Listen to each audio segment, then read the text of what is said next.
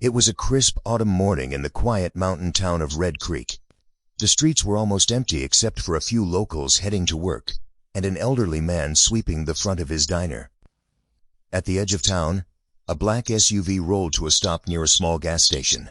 Out stepped a tall, broad-shouldered man in faded blue jeans, a weathered leather jacket, and dark aviator sunglasses. His long hair was tied loosely at the back, and he carried himself with the calm, heavy presence of someone used to authority. It was Steven Seagal. Unknown to the people of Red Creek, Steven had just been appointed the new chief of police for their department, a decision made quietly by the town council to help reform a force that had earned a reputation for bullying citizens. Wanting to get a sense of the place before his official announcement, Steven arrived unaccompanied, blending in like any traveler passing through.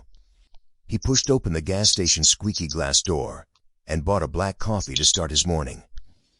Outside, he leaned casually against a patrol car parked near the pumps, sipping his drink and surveying the scenic hills beyond the highway.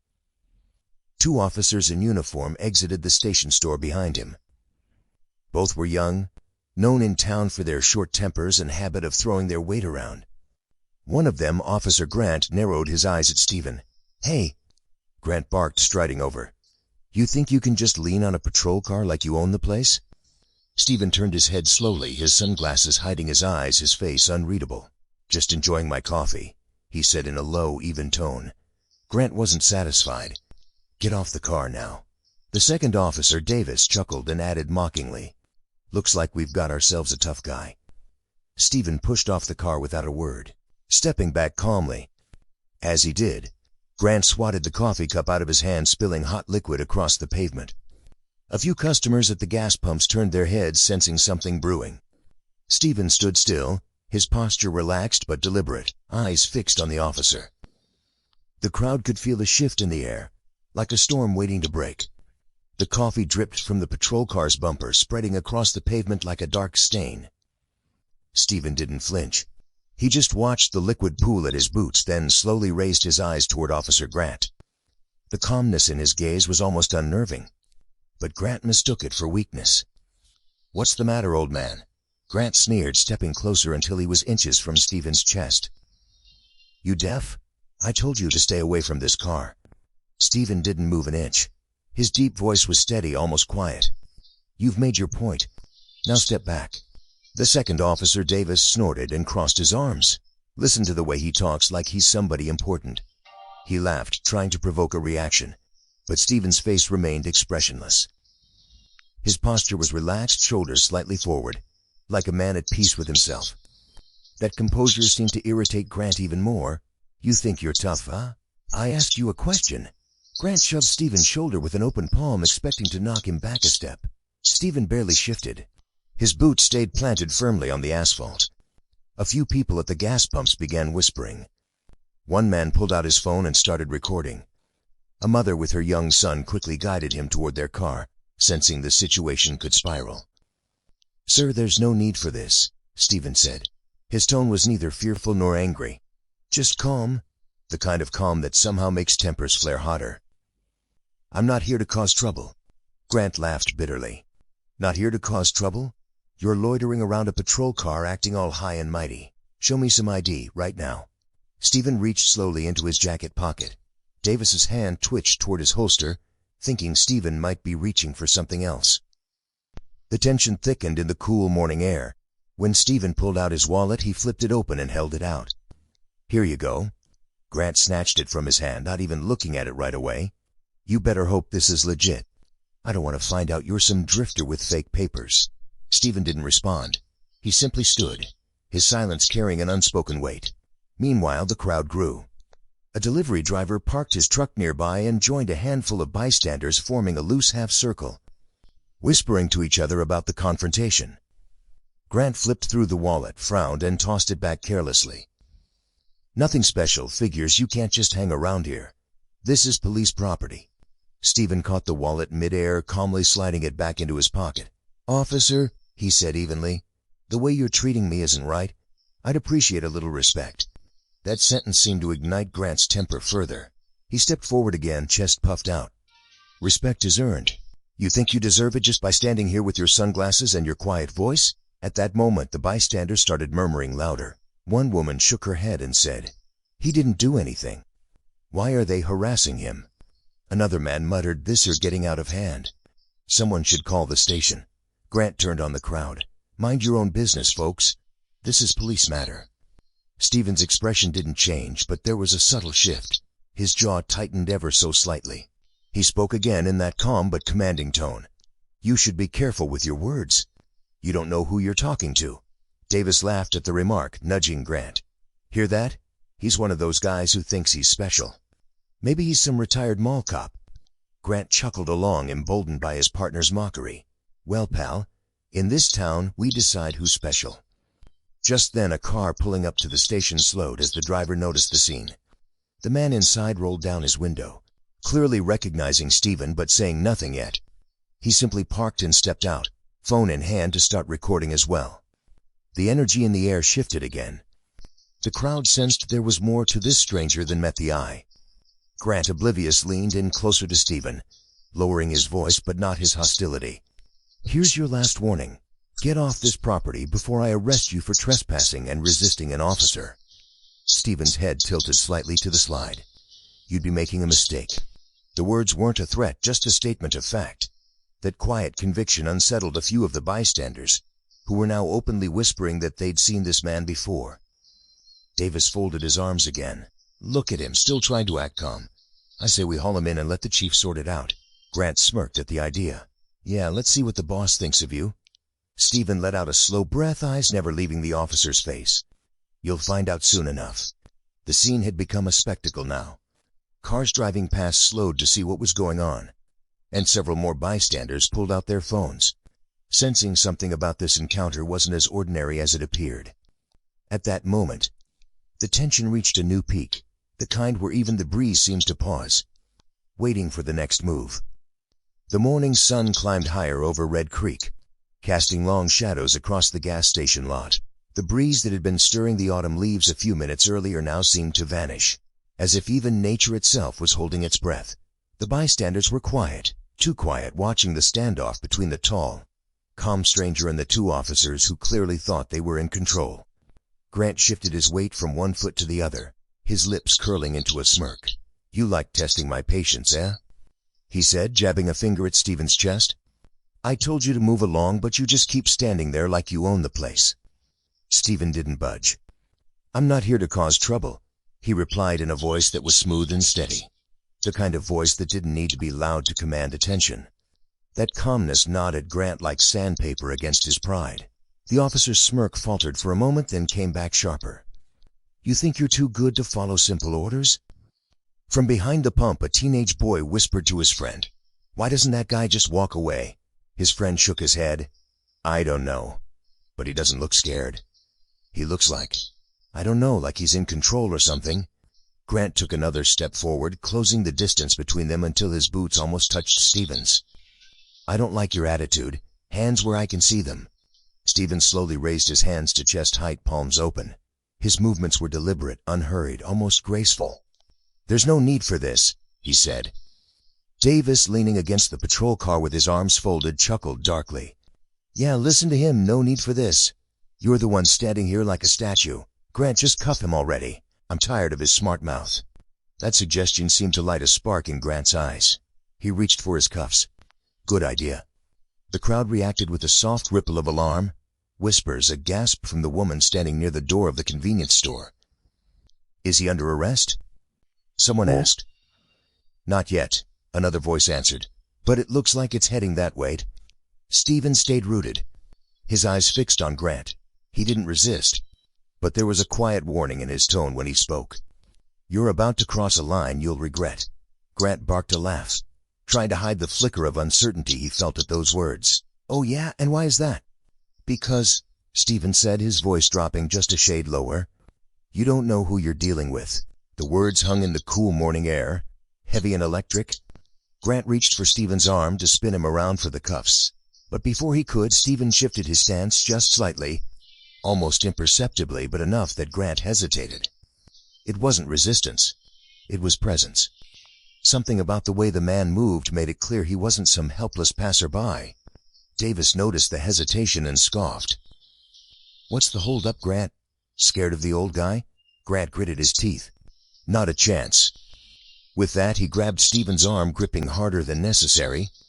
From the crowd, the teenage boy whispered again, "I swear I've seen that guy somewhere before." "Movies, maybe?" "Maybe," the friend replied. "He moves like a fighter." The tension escalated further when Grant gave Steven a rough shove toward the hood of the patrol car.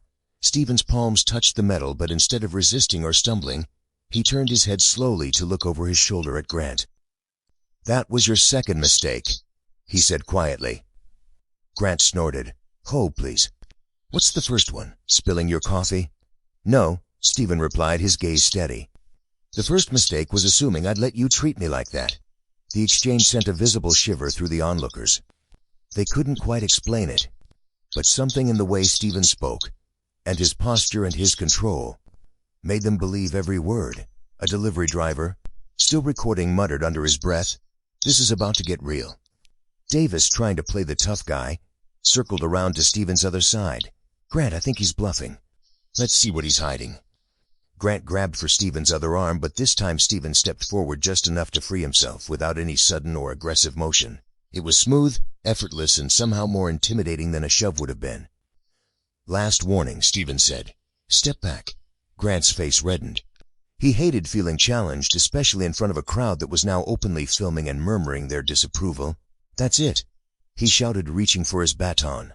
The crowd collectively gasped, some even stepping backward. At that very moment, a man in a suit stepped out of a parked car near the edge of the lot. He stopped mid-stride, his eyes narrowing as he took in the scene. The look on his face said he recognized Steven immediately, though he didn't speak yet. Steven noticed him out of the corner of his eye, but kept his attention on the two officers. The tension had reached its boiling point. The baton half drawn, the crowd holding its breath, the stranger in the suit watching with recognition dawning in his eyes. The next few seconds would decide everything, whether this would end in violence or in revelation. For a moment, the entire gas station parking lot went silent. The baton in Officer Grant's grip hovered in the air. Trembling slightly as if even he wasn't sure about his next move, Steven stood as still as a stone, broad shoulders squared, his calm eyes hidden behind the dark lenses of his aviator sunglasses. Then came the first whisper. From near the convenience store door, a teenage boy nudged his friend. "Dude, I swear I know that guy," he muttered, keeping his voice low but unable to take his eyes off the stranger standing in front of the two cops. His friend squinted. "Know him how?" The boy shrugged, nervous. I think I saw him in a movie once. My dad into those old-school action flicks. Doesn't he look like that martial arts actor?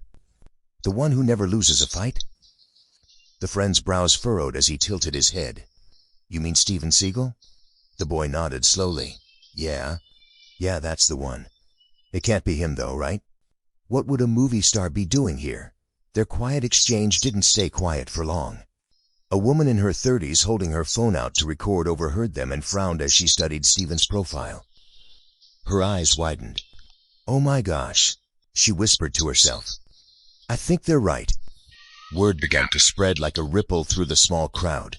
People started murmuring, leaning toward one another with growing curiosity. "Is it really him? No way, what would he be doing in Red Creek? Look at the way he's standing. It is him." Meanwhile, Grant and Davis remained oblivious, still locked in their standoff with Steven. "Hands on the hood," Grant barked again, though his voice wavered just slightly now, betraying his frustration at Steven's refusal to react with fear. Steven didn't budge. Instead, he replied in that low, even tone that had unsettled the officers since the beginning. "You've done enough. Put the baton away." That single sentence sent a fresh wave of whispers through the crowd. "He talks just like in the movies," one bystander whispered.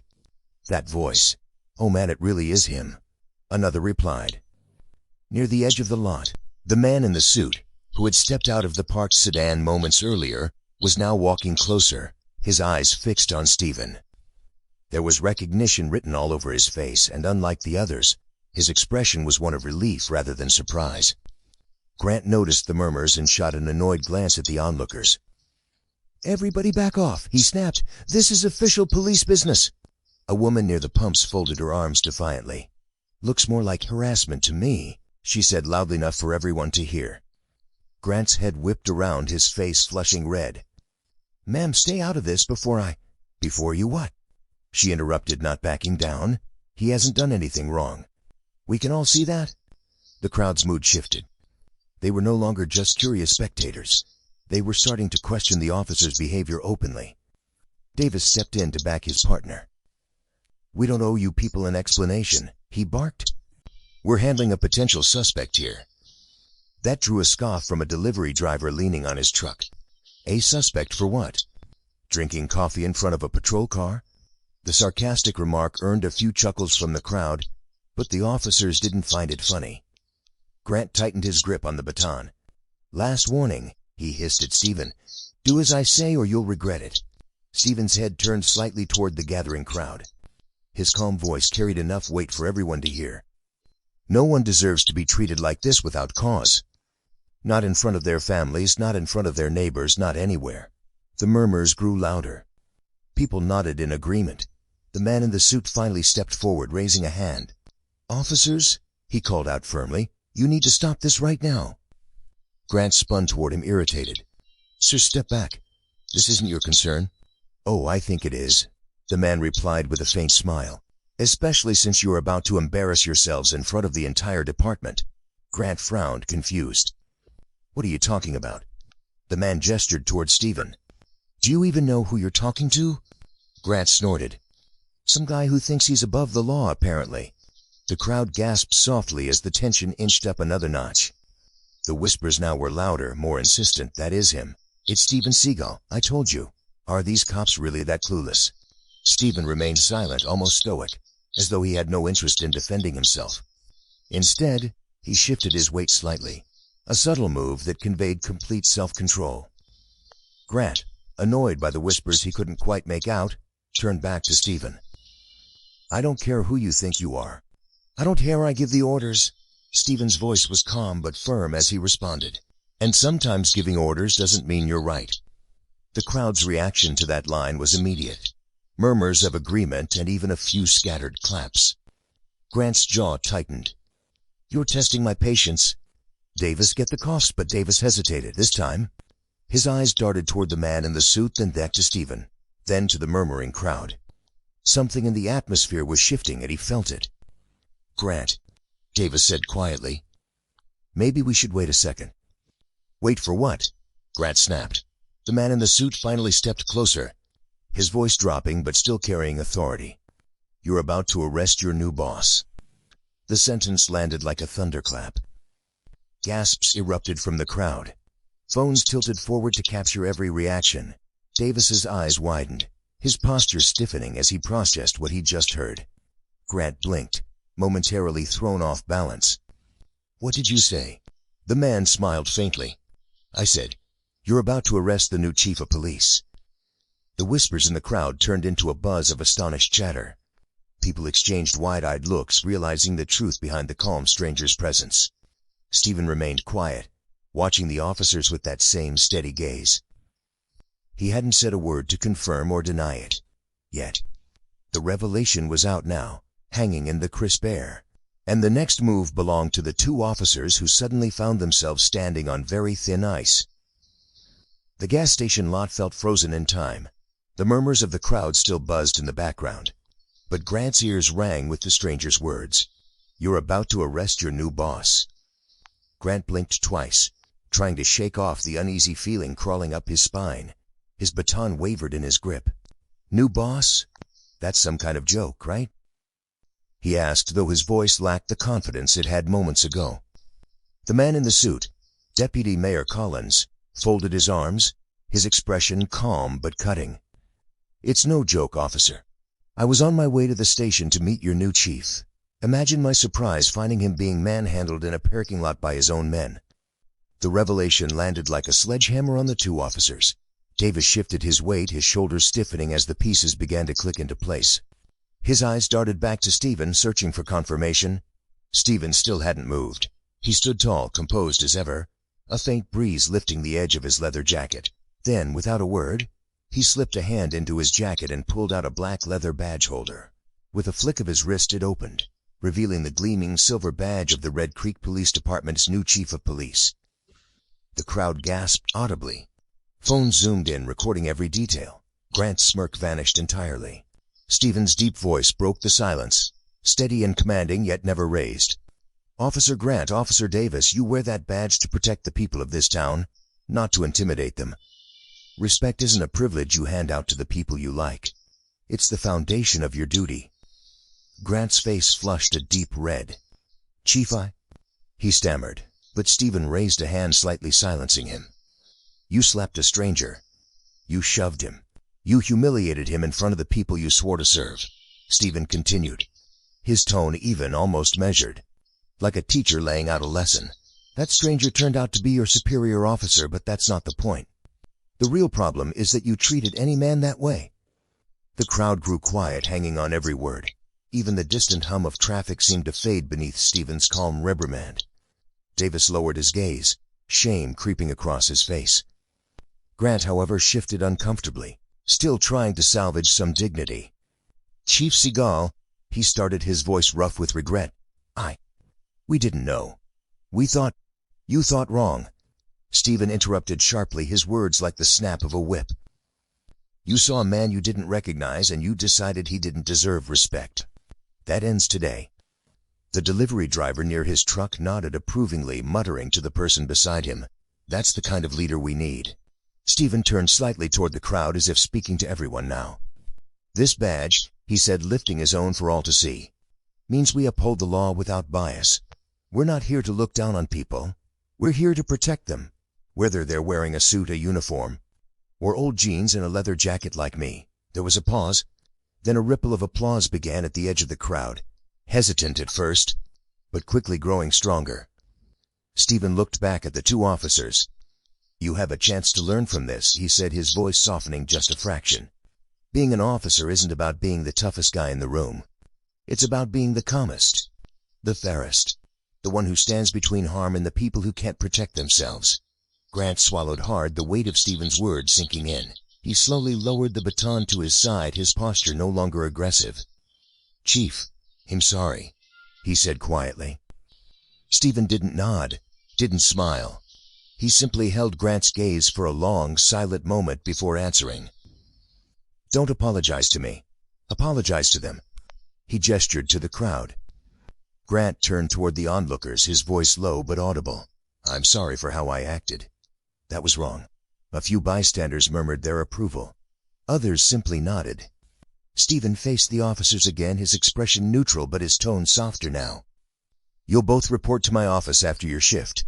We'll discuss training, mandatory training on how to handle situations without turning them into confrontations. I expect better from both of you." Davis nodded quickly. "Yes, Chief." Grant echoed him, quieter. "Understood." Steven stepped closer, lowering his voice just enough for only the two officers to hear. "You were lucky today didn't go differently. Remember that." Both men nodded, visibly humbled. Straightening up, Steven addressed the crowd one last time. "Go about your day, folks. Thank you for standing by and keeping this peaceful. We all have a role in keeping this town safe, and that includes holding each other accountable." A burst of applause followed his words, louder this time, as phones captured his calm authority. Some in the crowd even cheered, impressed by how he'd handled the situation without raising his voice or losing his composure. As Steven walked past the two officers toward the deputy mayor's car, the man in the suit offered a small smile. "Quite the first day on the job, Chief." Steven's lips curved into the faintest of smiles. Let's just hope the rest of the week is quieter. The tension that had once gripped the parking lot now felt lifted, replaced by a hum of conversation and a renewed sense of respect for the man who had stood tall without needing to throw a single punch. The autumn sun had begun to dip behind the tall pines that lined the highway, casting long, amber streaks across the gas station lot. The scene that had started as an ordinary morning scuffle had turned into something else entirely, a quiet lesson in dignity and authority. But for Grant and Davis, the weight of humiliation was only beginning to settle. They stood rigid by their patrol car, their uniforms still neat but their confidence stripped away. The crowd lingered in clusters, whispering, their phones still recording as if they sensed the story wasn't quite over.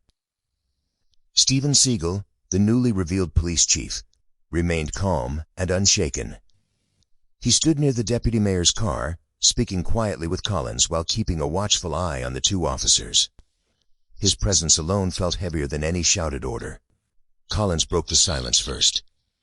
"Steven, I'll be honest with you. I'd heard about discipline issues with these two, but I didn't realize it had gotten this bad. You handled that better than anyone else could have. The town council made the right choice bringing you in." Steven gave a slow nod. "We can't fix the culture of a department overnight," he said in his low, deliberate tone. "But we can start by holding the right people accountable." A soft murmur swept through the bystanders. A woman in a denim jacket, who'd recorded the entire encounter, stepped forward hesitantly. "Excuse me, Chief. Are you really going to do something about officers like them?" she asked, gesturing toward Grant and Davis. Steven turned to her with that same calm composure.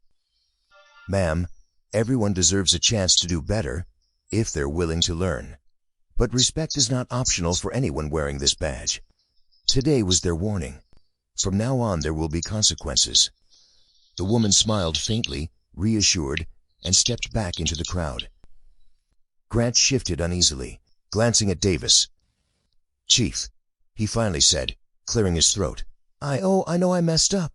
I don't want people thinking all we do is abuse our authority. I can do better." Davis nodded quickly. "Me too. I shouldn't have gone along with it." Steven walked toward them, his boots crunching lightly on the gravel. When he stopped a few feet away, the silence was so profound that even the distant hum of the highway seemed muted. "Grant, Davis," he began, his voice steady but carrying across the entire lot. "Today you got lucky. Hugh confronted a man who could stand up for himself and chose not to press charges. If it had been someone else, an ordinary citizen without a voice or an audience, this could have gone a very different way. You'd be looking at lawsuits, or worse." The officers lowered their eyes. Steven continued, "I don't expect perfection, but I expect discipline. I expect respect. You want to be trusted by the people you serve? Start by treating them like people, not suspects." A man in the crowd, an older mechanic named Earl, called out, "About time someone said that." A ripple of agreement followed, and the applause began again, louder this time. Grant's shoulders slumped. "Chief, I'm sorry. I'll take whatever punishment you see fit."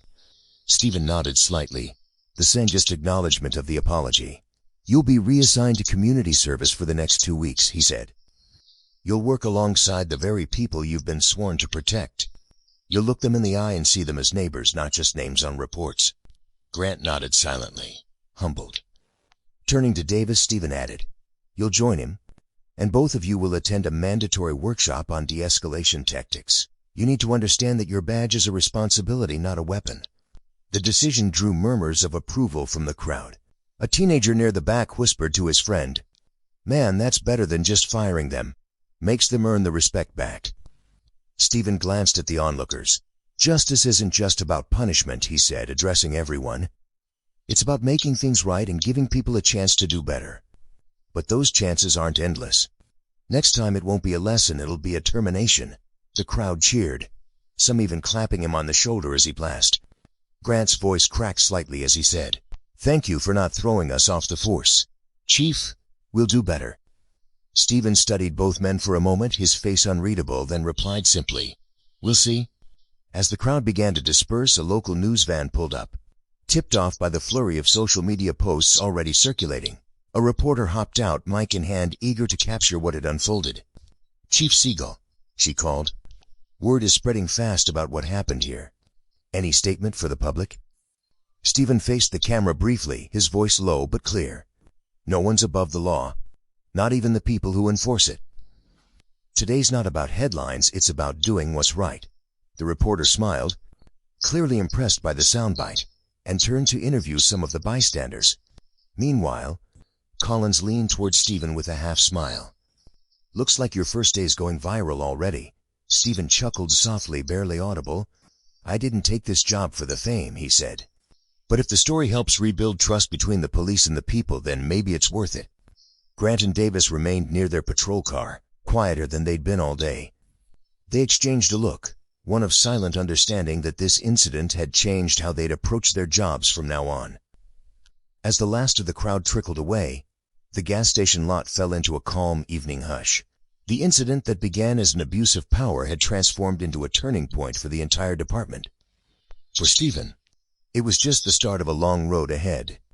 By the next morning, the quiet town of Red Creek was anything but quiet. Overnight, the cell phone videos taken at the gas station had spread like wildfire across social media. Hashtags like Turn Shift Seagal, Respect the Badge, and Justice in Red Creek were trending nationwide. Clips of the confrontation, Grant slapping Steven's coffee to the ground, the dramatic reveal of Steven's badge and his calm yet powerful speech, were replayed again and again on news channels. Commentators praised Steven for keeping his composure under pressure, while others lauded the way he turned a potentially explosive incident into a teachable moment for the entire department. For Grant and Favis, the spotlight was far less flattering. Their faces were plastered all over the internet as examples of poor policing, and their inboxes were flooded with criticism. Both men stayed mostly off social media, ashamed but also determined to prove they could change. At the station, Steven arrived early, his presence already setting a new tone.